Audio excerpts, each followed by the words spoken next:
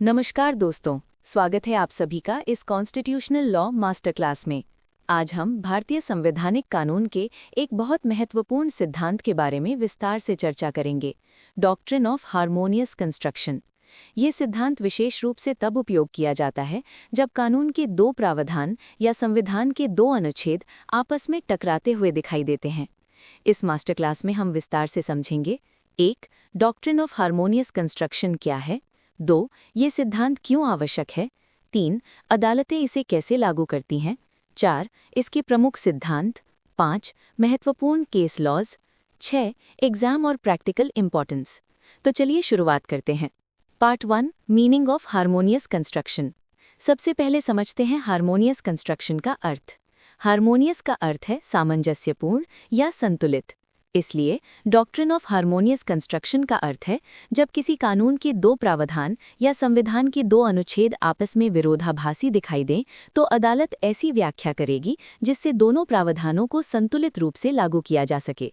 सरल शब्दों में, कोर्ट ये कोशिश करती है कि किसी भी प्रावधान को बेकार या निरर्थक न बनाया जाए, बल्कि दोनों को साथ साथ प्रभावी बनाया जाए। Part 2, why this doctrine is needed. अब सवाल ये है कि इस डॉक्ट्रिन की आवश्यकता क्यों पड़ती है।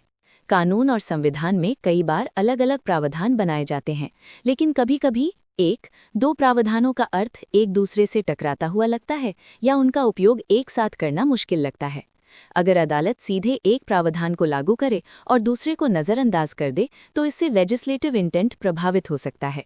इसलिए अदालतें हार्मोनियस कंस्ट्रक्शन का उपयोग करके दोनों प्रावधानों को संतुलित तरीके से लागू करने की कोशिश करती हैं। Part 3, application in constitutional law. भारतीय संविधान में कई बार अलग अलग अधिकार और शक्तियां एक साथ मौजूद होती हैं। उदाहरण के लिए फंडामेंटल राइट्स और directive principles of state policy. कभी कभी ऐसा लगता है कि इन दोनों के बीच टकराव हो सकता है। ऐसी स्थिति में अदालत ये प्रयास करती है कि दोनों को हार्मोनियसली इंटरप्रेट किया जाए, यानी ऐसा अर्थ निकाला जाए जिससे दोनों का उद्देश्य पूरा हो सके। Part 4, principles of harmonious construction. अदालतें इस डॉक्ट्रिन को लागू करते समय कुछ महत्वपूर्ण सिद्धांतों का पालन करती हैं। 1. Provisions should not destroy each other. कोई भी प्रावधान दूसरे प्रावधान को पूरी तरह निरर्थक नहीं बना सकता। 2. Courts must interpret provisions together. दोनों प्रावधानों को अलग अलग नहीं बल्कि एक साथ पढ़कर समझा जाता है। 3. No provision should become redundant.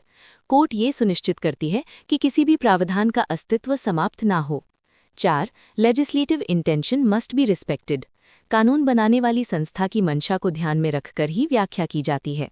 Part 5, important case laws. अब हम इस डॉक्ट्रिन को कुछ महत्वपूर्ण मामलों के माध्यम से समझते हैं। 1.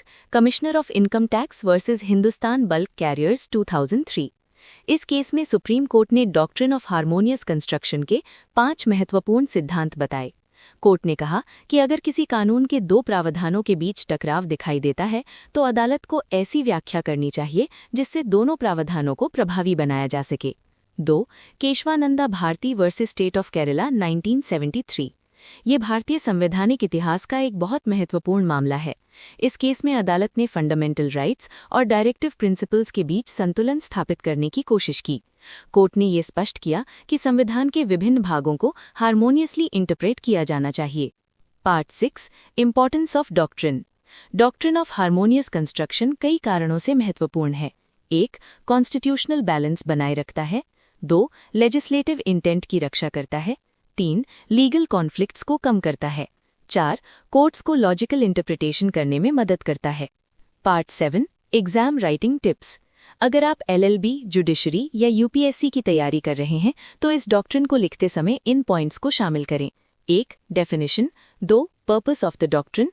3. Principles of harmonious construction. 4. Relevant case laws. 5. Conclusion.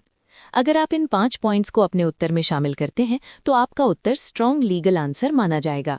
Conclusion. तो दोस्तों, आज की इस मास्टर क्लास में हमने समझा डॉक्ट्रिन ऑफ हार्मोनियस कंस्ट्रक्शन क्या है, ये क्यों आवश्यक है, अदालतें इसे कैसे लागू करती हैं, महत्वपूर्ण केस लॉज और इसका एग्जाम इम्पॉर्टेंस। सरल शब्दों में, जब दो कानूनी प्रावधानों के बीच टकराव दिखाई देता है तो अदालत ऐसी व्याख्या करती है जिससे दोनों प्रावधान संतुलित रूप से लागू हो सकें।